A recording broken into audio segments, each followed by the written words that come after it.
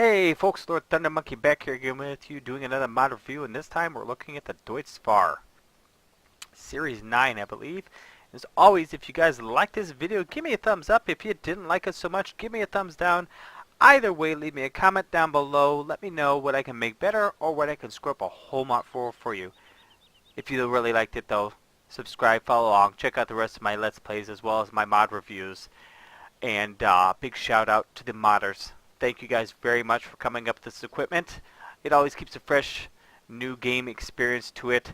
I'm not a modder myself. I get lost in that studio, so I thank you guys, even though I'm going to be critical of it when I look at it here in the context that I am, just so they know that when I add it to the game, I'm getting a really high quality looking machine to add to my Let's Plays, as well as letting everybody else who knows what they're getting into when they add it to their mod folder. So let's check this out in the shop.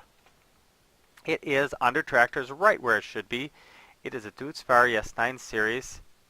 It starts out at a 360 horsepower engine for $300,000, costing you $250 a day, 600 liter fuel capacity, and it'll run 31 miles an hour.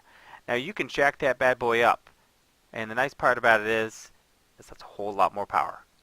It's a $307,000 machine at this point, $7,000 for 120 horsepower. I think you're getting off pretty cheap.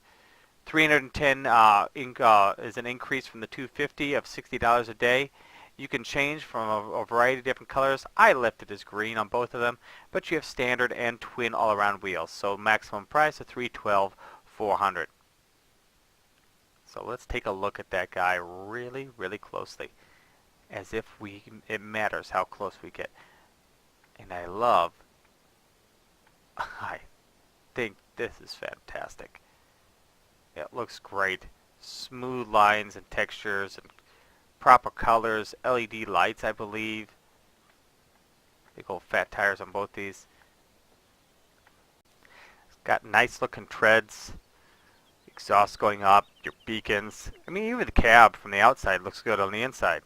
And I'm stuck on a dually. Oh! There we go. So obviously good collisions. It automatically comes with wide tires. Look at those big old fat things. Love it. All the color-coded connections, 3-point hitch, your main hitch, your ball hitches, your hitches for your trailers for steering, your PTOs all here. Everything looks good. Get an angle. You can see doesn't look bad going in there. Again, the cab looks good. Those definitely look like LEDs on the trailer. Or on the tail for the lights. Another good job with the ladder. Yeah, I mean this machine looks really good, and you know the only other thing to look over on this guy is the fact that it's got the dualies and how they hook up, and the fact that they look really, really nice. So yeah, so as it is me, and I went with bigger engine and bigger power and bigger wheels and bigger, we're going with the bigger one. Now the thing is, this thing has a unique camera angle. When I first bought it, my camera angle was tucked in back behind the building here. Not quite this far out, but you can see you've got one heck of a wide view on this. So the camera has been adjusted in a different manner than most of the cameras when you get a tractor. And some of these that I like because it gives you a different perspective when you're running machines. So let's just take her for a spin.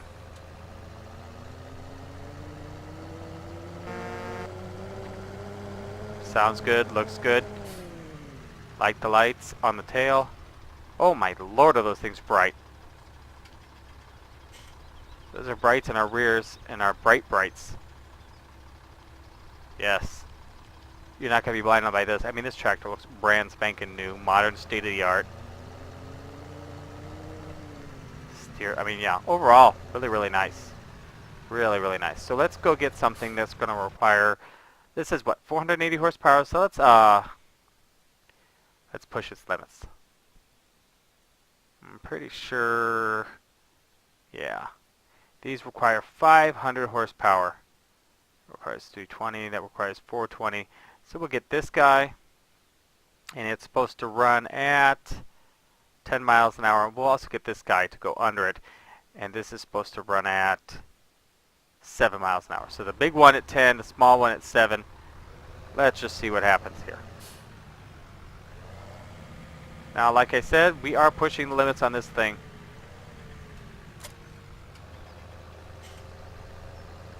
see what we can't do. Let's unfold that right now. And it sucks the power out of us, just like it always does.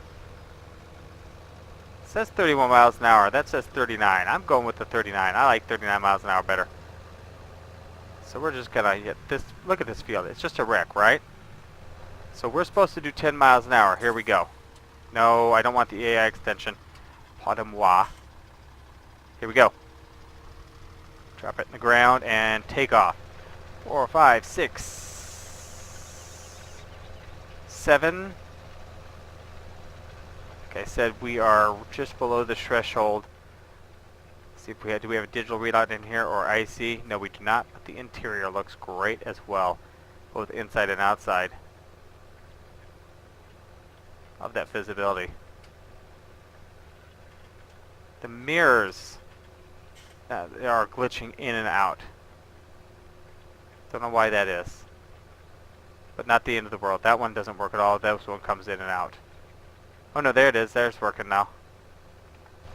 Not sure why that is. But yeah, it's maxed out at 7 miles an hour on this guy. Should be doing 10.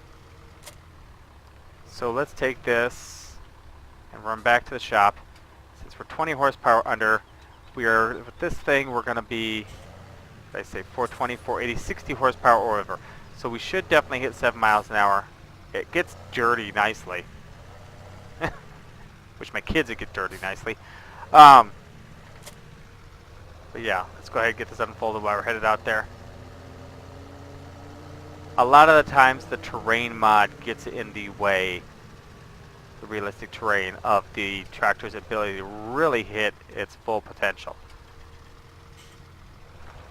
Deep ripping and cultivating. This is supposed to do 7. It's having a bit of a rough time, and we're actually doing worse than, with this one than we were the other one. We are operating at 480 horsepower, aren't we? Yeah, you can see 480.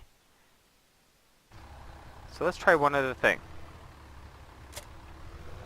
Let's go get ourselves a weight.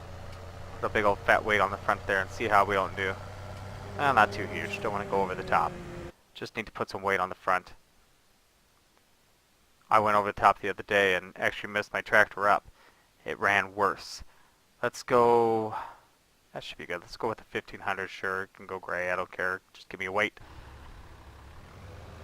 Yeah, I had a Case Puma operating on my Estancia Lapacho map, pulling a Jimpa Ripper. Well, it wasn't quite able to hit what I thought was the full potential, the full speed, right? So I thought I'll put a weight on it. I had wheel weights on the tractor, but it didn't have a weight on the front. So I thought, okay, we got some slippage, and we're going to get that corrected. So I put a weight on the front, and it hurt the performance of it because it lightened the back end too much. So let's just see what happens here. Yeah, that actually I think hurt it as well. You can see the back end is slipping here and there, but 4 miles an hour is maxed out. Which probably is overly unrealistic for an apparatus like this, an implement like this. So, yeah, nice. I mean, you can see the front wheels really sinking in now. In fact, we might just take and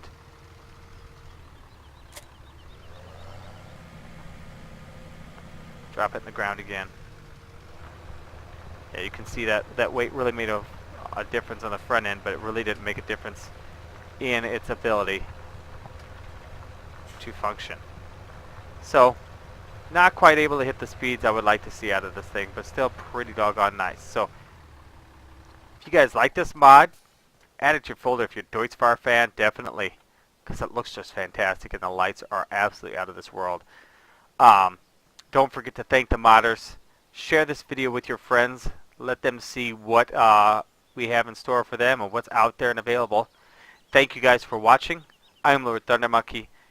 Subscribe and follow along, and I'll see you later.